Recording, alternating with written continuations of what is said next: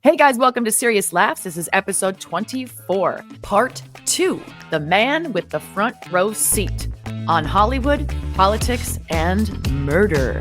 A 60-year career journalist and investigative reporter shares the inside scoop. I'm really interested in the Devil in My Friend, and Sheri's got a question about this one. Oh, yeah. Ask that? I mean, because we could probably talk all day about the Beatles and your experience with that, and that's fascinating. About the Devil in My Friend, because this is a story that you could be experiencing. Because have you ever had friends who you thought were great, who you were close to, and all of a sudden they turned out to be not what you thought they were? Now, in my case, in The Devil in My Friend, the inside story of a Malibu Murder, this was a friend of mine who tugged my heartstrings because I know he'd lost his first wife by drowning, by accidental drowning, and was and his son, who was my son's age, was in the same soccer team. And he came to me and he said, "Ivor, you're the soccer maven.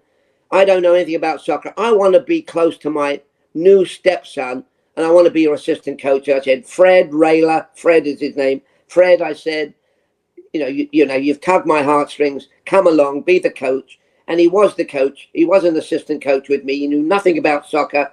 And his young son, Dougie, played with my young son, Gideon. We were 8 years of age at the time.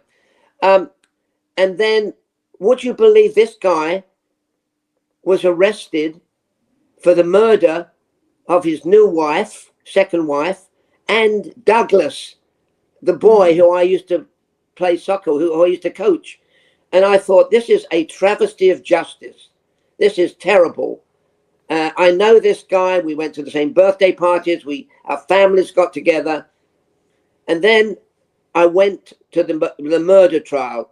And of course, I don't want to go on a great length, but he was charged with the murder of his wife, second wife, and his stepson, aged 8, for life insurance. Okay. I still felt it was a terrible injustice. I went to the trial. I covered the trial every day for 8 months. And to my absolute shock, Fred Rayler was convicted. I called him in prison. I said, "I'm going to check this out. I'm sure I can find something to make you show that the world is wrong and that you shouldn't have been found guilty." So I went back to his hometown. And guess what? Everybody in his hometown said, if there was money in it, he did it. So I went back to prison, saw him, told him that. He said, Tell me, did Holly say that? Did Molly say that? Did Sheri say that? Did John say that? I said, "I can't tell you because I spoke to them in confidence." He said, "Well, then don't come and see me in prison anymore." And we haven't spoken since then. So, I mean, the point of this long-winded ramble is that you know your friends? I mean, I asked you this question. Is there any friends of yours, Sheri or Molly, who have disappointed you? Yes.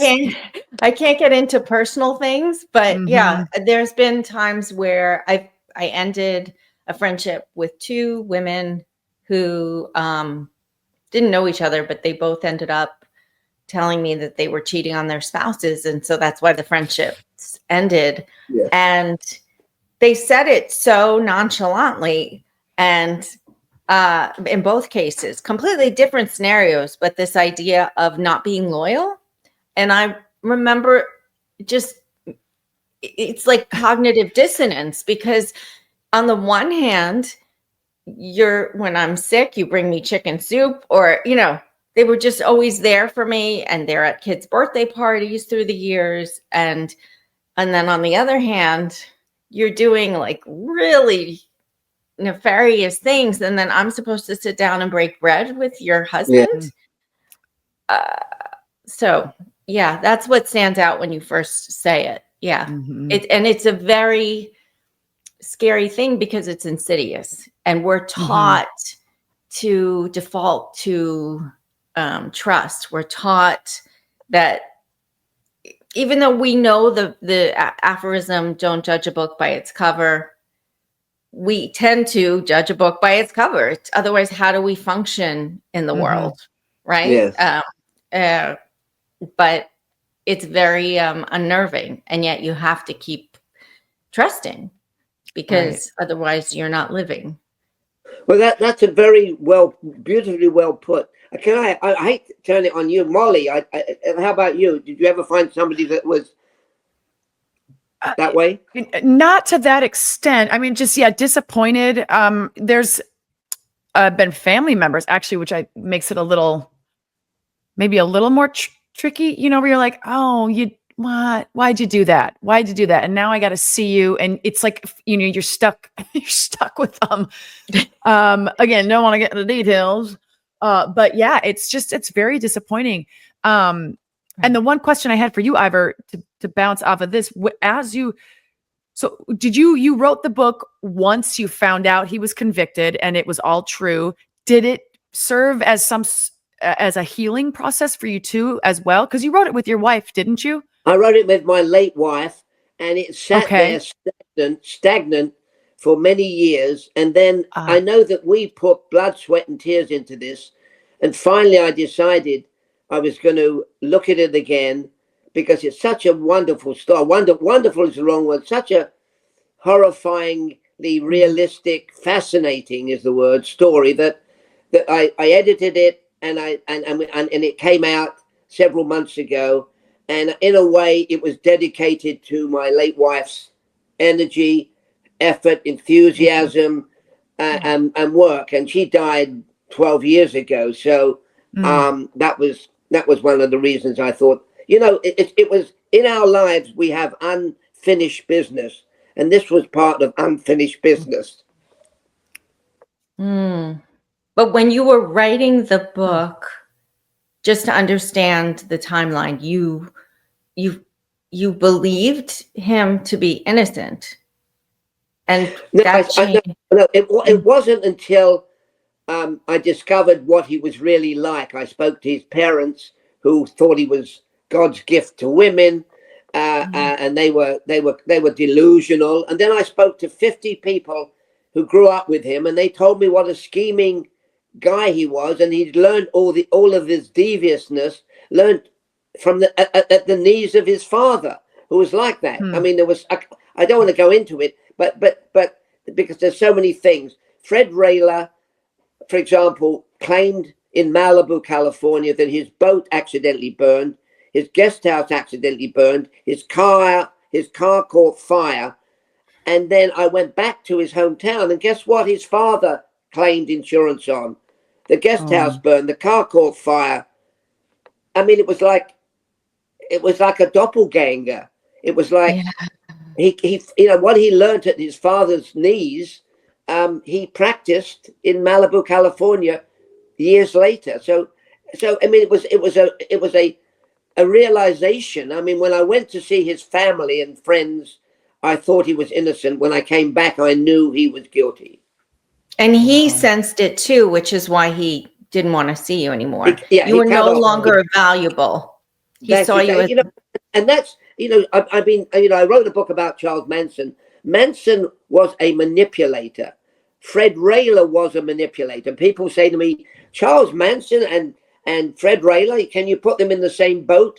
I said, not really, except they are manipulators. And there are manipulators around, and they get away with murder, or they try to. And so there is a strange synchronicity, if that's the right word, with those two guys who I've written about, knew personally. I didn't know Manson personally, but I covered the trial, and I spent time with a lot of the girls from the Manson family, and there is a parallel. And what about the parallel of a charming characteristic to each of them? And well, that might not be the case, but I'm just thinking, if you have a cult, you need to charm. And if you're manipulating for insurance fraud benefits, you'd have to have the charm piece too. That's why he was able to pull your heartstrings. Well, that's right. Manson was an incredible manipulator. And the funny thing is, this happened all in 1969. And yet, if you tune into Netflix this year, you'll see 2 new movies about Manson 60 years later. I mean, I almost lost my way with your question, but what is it about these people? Where Fred Raylan was, he looked like a good guy. He looked like a handsome hunk. He was affable. He publicly he and his kids were the perfect family. They were the Brady Bunch. For those of your listeners who remember what the Brady Bunch was Yeah. I mean, and we have a generation problem with the Brady Bunch, but I'm sure some people will get it. And Manson, what was Manson? Manson was a crafty ex-convict who'd had a lousy childhood, who ended up sexually, mind games worth, brainwashing these young girls who had bad family backgrounds, and they thought he was the Messiah. I mean, in this day and age, can you believe that? But that was what it was about. And I'm very friendly with one of the Manson girls. She is now a grandmother. She got away from him. She was not involved in the murders. And she tells me, I mean, even when she talks about the way Manson was then, you know, she gets, I mean, it's ridiculous. She gets a bit dewy-eyed. She's a grandma with her own grandchild. It's these monsters, if you like, or these characters have a skill that, I don't know, a skill, if you want to call it. It is a skill. It's a sick skill, but it's that Stockholm syndrome that manifests. That's right. That Stockholm. Yeah. I mean, you know, I mentioned the Stockholm syndrome, and again, I keep forgetting that a lot of young people say Stockholm syndrome. You have to go to Sweden for that. No. But what is? I mean, you just have to be with the manipulator who keeps your mind and heart hostage without you knowing it. Look, I did the Patricia Hearst case, and she was a victim of the Stockholm syndrome. I mean, the trouble is, I don't want to go into the Patty Hearst case. I covered the case in the trial in San Francisco, and then we got a whole new road to go down, and I don't think we have time for that. But anyway, but you're right. Stockholm syndrome got it. Well, we're going to have you back. We're going to have, because I want to hear about how you spoke the conversation with Charlie Chaplin, and there was like a little bit of like insecurity on Elvis Presley's part. Oh yeah, about meeting the Beatles, because it's not enough that you're the king of rock and roll. Yeah, he's a king of rock and roll, but the Beatles knocked him off his perch. Well, I have to know, this isn't one of the questions we have on here, Ivor, but I'm just curious, is this something you always wanted to do, to get into this, or was it it just happened by accident, or what was the path? What did that look like when you decided to do this? How did you get here? Very simply, I mean, I wanted to be either a detective, and I was too short to go into the British police force. And then I thought, well, being a journalist is not a bad way to do it, because you can ask people embarrassing questions and they'll answer you honestly. And I find out when you do ask people embarrassing questions, they do blurt it out. So when I came to Hollywood, by pure chance, because I said there's got to be something better than this in England, and I came and landed a job, and it's all serendipity, it's all fluke, it's all seizing the moment and all that kind of stuff. I mean, there's no magic formula. I'm sure many of those listening to this would agree with me that you seize the moment, you seize the opportunity, and you go with it instinctively. You know, there's no here's your master plan, Ivor. Holly, Molly, Sheri, Jerry, go ahead, follow this master plan. Nobody does that. No, I mean, master plan, unless you're an accountant or I don't know. Anyway, sorry, my best friend is an accountant. No, I love it. I love that answer. It's great. Okay, so then you're also working on a new book. You're chronicling the untold stories about the celebrities and stars you've worked with over your six-decade career. Do you have any teasers? I'm going to tell you a quick story, if I may. But you get me going. Can't turn me off. Please. You can't just push the plug saying leave. Okay. So I am writing a book about all the great people all the great stars and people and personalities I've met in my career. And there's been a lot, and I won't even bother you with all the names. But when I said that to my son, who is now 50, he said, Dad, all the people that you are writing about are dead, and who cares about them? And in a way, he was right. So I went to a college last year, and I said, before we begin, I want to ask you young students, I'm going to mention a name, and I want you to tell me what this means to you. Now, I think Molly and Sheri will know the answer to this question, but here it goes. You ready? I said, I'm going to mention this name. What does it mean to you? I said, Paul Newman. Paul Newman. And they paused. There was silence. And then a girl put her hand up and said, he makes Tomato sauce. Potato sauce, salad dressing. Yeah. Dressing.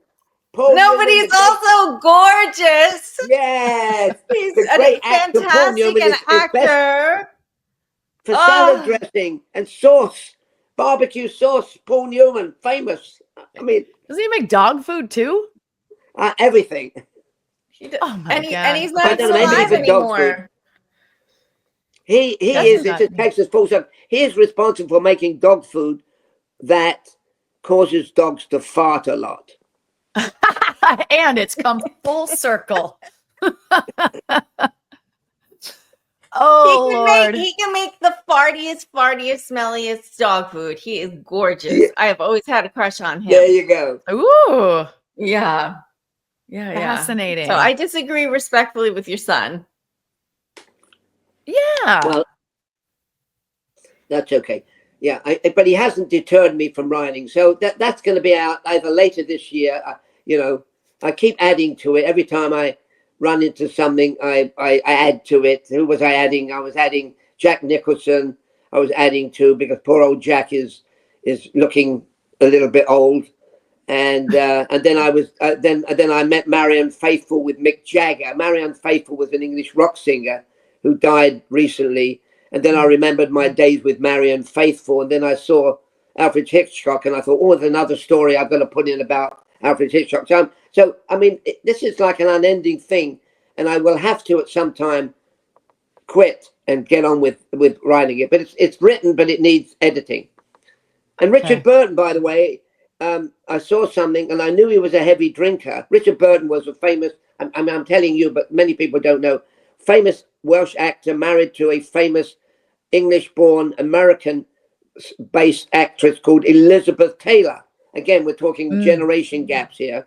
And Richard Burton once told me when he was sober that he used to drink, when he was drunk, 3 to 4 bottles of vodka a day.